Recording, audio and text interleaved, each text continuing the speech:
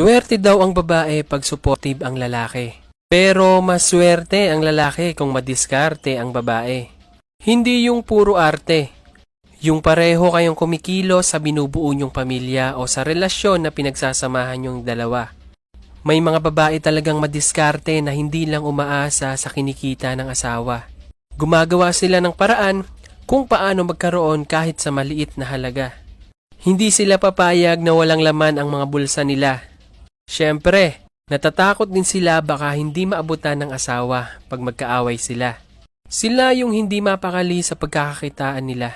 Yung halos lahat ng pwede ibenta, ibebenta na nila.